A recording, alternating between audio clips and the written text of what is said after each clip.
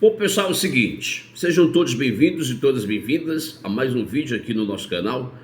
O Luciano é o cara do momento, certo? É o cara que faz os gols do São Paulo. Pesa críticas contra o Luciano quando ele joga ali na meia cancha. A gente chama meia cancha ali como um meia atacante. O torcedor de São Paulo não gosta de ver o Luciano ali, certo? Tudo bem, mas daria pra gente dizer, só me confortar aqui um pouquinho, daria pra gente dizer, seria o Luciano e mais 10 hoje nesse time de São Paulo? Deixa aí nos seus comentários, torcedor.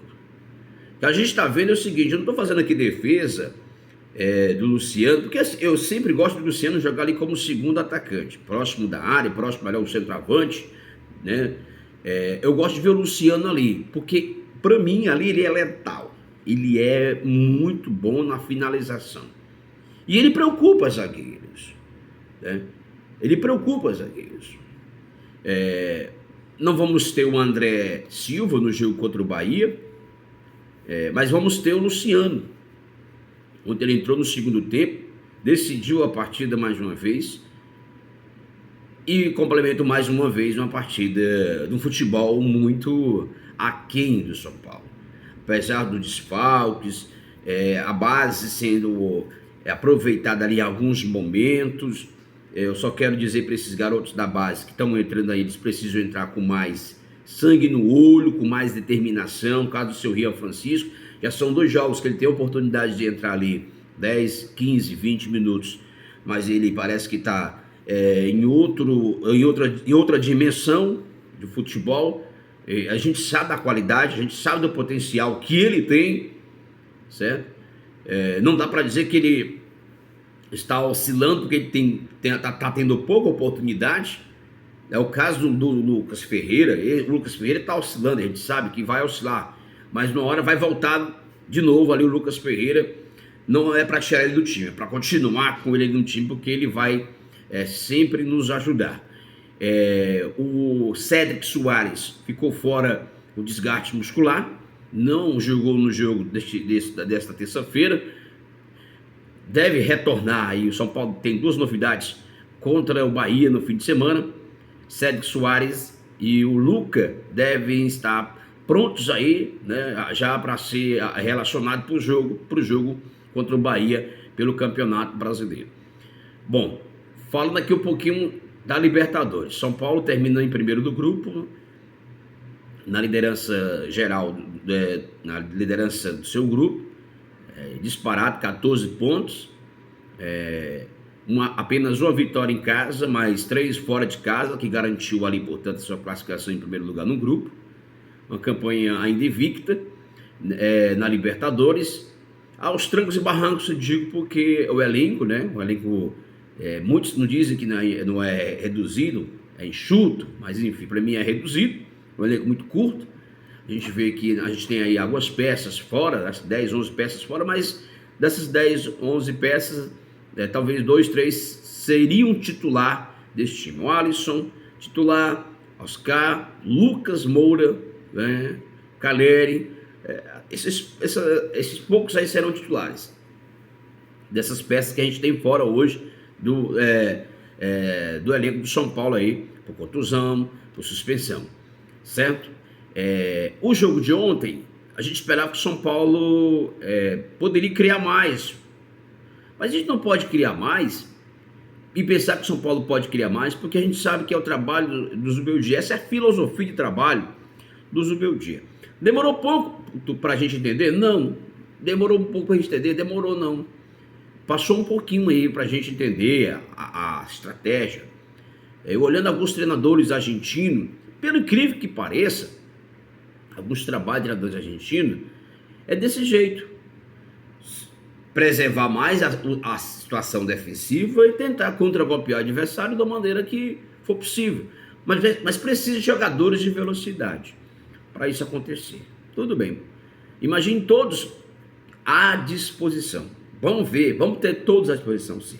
No segundo semestre, após ali a parada para a Copa do Mundo de Clubes da data FIFA, a gente vai ter todos à disposição. Isso é certeza. Pode ter certeza absoluta que nós vamos ter todos à disposição. É o tempo suficiente, hábil, né, para a recuperação aí desses jogadores que estão fora. Com exceção do Caleri, né? O Caleri aí não volta nessa temporada, só volta na temporada do ano que vem. Mas o São Paulo precisa contratar outro centroavante, gente. É notório. Não sei como vai ser, como deve contratar, mas o São Paulo precisa contratar. Não dá para você ficar confiando só no André Silva. Não dá para você ficar confiando só no André Silva, certo? Mas eu acho o aspecto São Paulo peca mais, do meu ponto de vista, depois eu quero ouvir o de vocês também, nos comentários, é no aspecto criação. Acho que São Paulo é o time que menos cria, que menos sufoca o adversário. Mas eu volto a dizer para vocês, volto a repetir para vocês, é o esquema do treinador. É o perfil do treinador trabalhar, né? Eu não vou fazer aqui comparações, obviamente, muito longe disso, mas eu vi o jogo do Atlético de Madrid, da Espanha, que no qual o treinador é um argentino, Diego Simeone, jogava muita bola e batia também pra caramba, né? Eu conheço, eu falo porque eu conheço, batia também pra caramba, mas o estilo quando ele joga é também parecido assim, dos treinadores argentinos, escolas argentinas, né? Você preserva mais o lado defensivo, segura mais, né? Se precaver mais para depois contragolpear o adversário. Se faz o resultado, então é parecido com o do Zubeldia. O que pesa sobre o Zubeldia com o torcedor de São Paulo, que deixa às vezes o torcedor de São Paulo irritado, é quando ele dobra lateral. Ele põe os Ferrarese, que não é lateral, é zagueiro, põe o Cédric na frente ali do Ferrarese, naquela linha de frente. Mesma coisa ele fez ontem com o Wendel, o Enzo Dias, né? E eu acho que também muita gente estava criticando que queria o Wendel na frente do Enzo Dias, não o Enzo Dias na frente do Enzo, até pela qualidade do Wendel. O Wendel tem mais qualidade técnica do que o Enzo, e o Enzo marca mais atrás, enfim. Ele fez o contrário, né? Ele colocou na segunda linha o Enzo Dias e o Wendel fez ali a linha de defesa ali atrás, né? Talvez ele, até pela qualidade na saída de bola do Wendel. Eu teria feito ao contrário dele. Eu teria colocado o Wendel na segunda linha, o Enzo Dias na sua mesma lateral ali. Você ficava mais defensivo, mais seguro atrás. Mas como o Tajeres atacou mais no segundo tempo, resolveu jogar mais no segundo tempo, certo? E aí, talvez ficou até um pouco bem confortável, digamos assim, de maneira, entre aspas, né? Para a situação ali do lado esquerdo do São Paulo não tem muita coisa, né? Mas isso é o que estava acontecendo. Isso é o que estava acontecendo em alguns momentos ali. Aí veio o gol, né?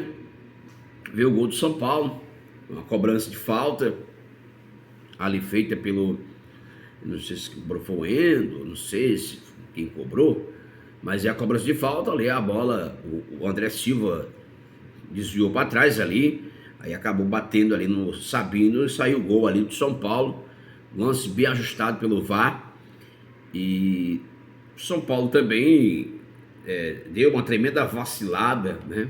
Numa cobrança de falta ainda, cedeu empate ali, ainda nos momentos ali, cedeu empate, ficou complicada a situação, em alguns momentos, torcida, 35 mil pessoas no Morumbi, 35 mil guerreiros no estádio do Morumbi ontem, empurrando, querendo a vitória, para dar o conforto na classificação ali do grupo do São Paulo. São Paulo venceu 2-1, mas o futebol ainda muito aquém. O futebol muito aquém do São Paulo. Precisa melhorar muito para tentar uma recuperação. Para tentar, não. É a obrigação de se recuperar no Campeonato Brasileiro. São Paulo tem mais 2 jogos aí antes da parada, no meio do ano. São Paulo tem Bahia fora de casa nesse fim de semana, depois recebe o Vasco. Depois recebe, não sei se o Vasco é em casa também, recebe o Vasco aí, enfim. É isso que o São Paulo precisa recuperar, pelo menos essa parada aí. Essa parada tem que ser feita e bem feita, né? Bem feita, portanto, porque o São Paulo precisa somar pontos, precisa se distanciar daquela zona ali. O São Paulo hoje ocupa a 13ª posição no Campeonato Brasileiro. Então, como eu sempre falo, o Zubeldia precisa achar esse equilíbrio no Campeonato Brasileiro. Tá bem nas Copas? Tá. Classificado nas 2 competições para as oitavas? Tá. Mas precisa agora somar no Campeonato Brasileiro. É um time espedaçado, é um time muito desfalcado. Às vezes pode ser que sim, mas é um time que também precisa ser bem posicionado taticamente dentro de campo, principalmente com as peças que ele tem no momento.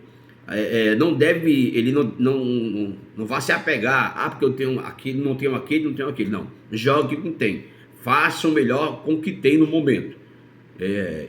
Você vai acertar, e a gente torce que você acerte, né? Então você acerte. Mas o futebol de São Paulo está muito burocrático, muito aquém.